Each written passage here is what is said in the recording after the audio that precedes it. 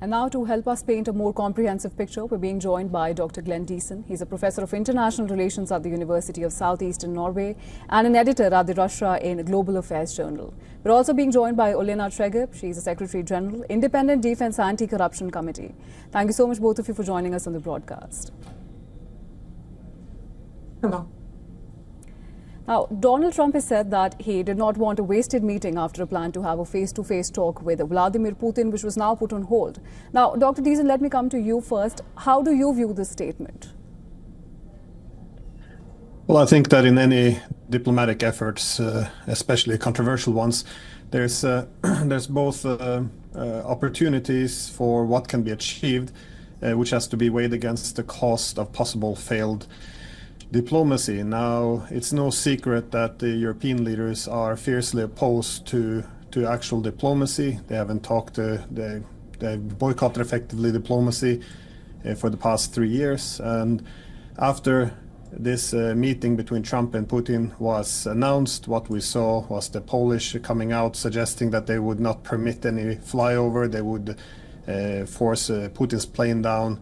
The UK said they would send troops to Ukraine, and seemingly the collective media across Europe also were selling the narrative that Trump has been fooled yet again. Again, this is the idea that diplomacy is appeasement and weapons is the are the path to peace. Now, as the Hungarian Foreign Minister Szijjártó was arguing, as soon as the meeting was announced, you had this wave of leaks, fake news, and he also argued statements claiming it won't happen.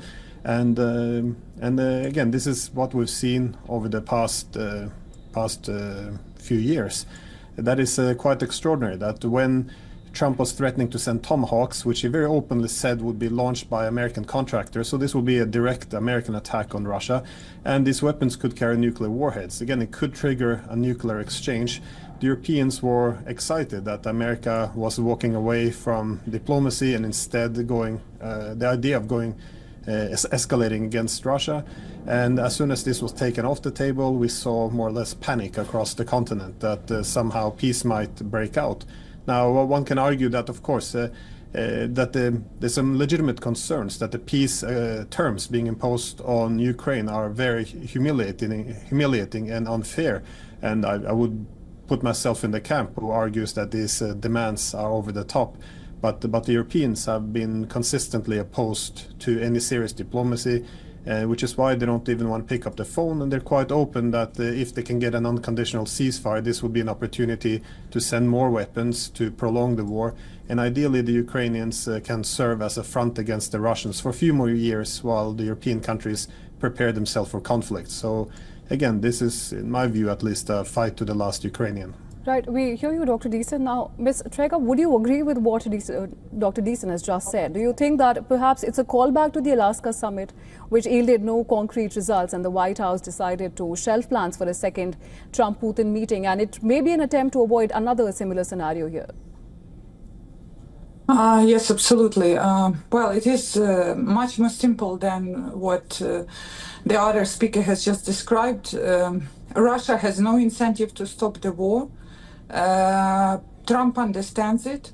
Trump doesn't want to give Putin another meeting where Putin will get everything and Trump will get nothing. And America will project weakness and inability, a lack of any leverage to make Putin stop the war.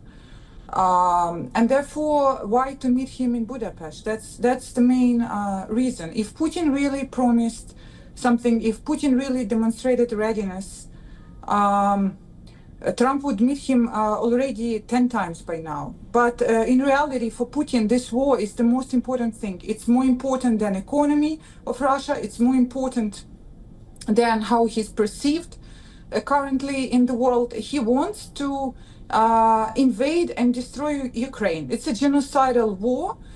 He claims that Ukraine and Russia are one nation, one culture, and he's trying to make them one culture by destroying Ukraine and making Ukraine into Russia and killing all Ukrainians who resist. It's as simple as that. And after he lectured Donald Trump on his views on history in Alaska, after he was explaining why he's so passionate about this matter, Trump understands that he's dealing with somebody who is not so business oriented, who can make a deal with him. And this is why this is not happening. And I don't agree with what was said before me about the fact that it's because Poland threats or British threats.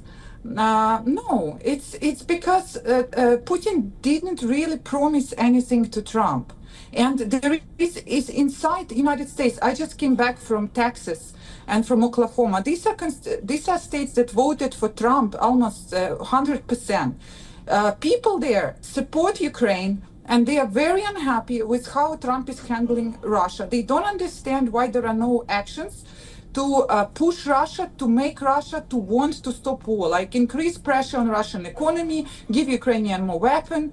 This is not happening. He's not helping Ukraine in this way, and he needs to demonstrate to his own people, to Republican Party, to voters that he is having some peace process, that he is doing something, you know, to stop the war as he promised before the election.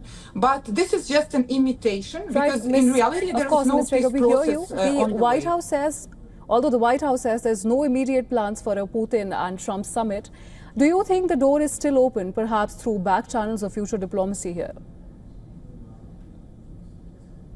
No, I think definitely, because there's still a huge demand or interest in improving bilateral relations. Indeed, a part of this is caused by the Trump administration's approach to what is becoming a more multipolar world. Under the Biden administration, their main approach was, well, if we can knock out the Russians from the ranks of great powers, then we can focus all our resources and focus on China. And if we can use the Ukrainians to knock out Russia, then that would be ideal. This has been repeated by numerous American leaders. Now, Trump sees that this has failed. Again, I don't think that anything to do about if you can just get the Americans to have more the intentions linked more towards war. The fact is there's not that many more weapons to give. There's something recognized by Biden. They gave away all the weapons. There's not much more you can do with sanctions. You can try to threaten secondary sanctions, but they learned a painful lessons from India that they can't bully other countries to go along with this U.S. policy. So there's not much more they can do. So I think the main approach of the Americans is therefore to get along better with the Russians and try to pull them over to our side of the ledger, and have them less reliant on China, which is then in U.S. interest. But they're also discovering it's very difficult to get improvement in relations with the Russians as long as the Ukraine war continues. So absolutely, I Dr. do think Deason, that those Trump are some very valid points there. Thank you so much for joining us in the broadcast, Dr. Deason, and Ms. Tregab, and sharing your valuable perspective with us. Thank you.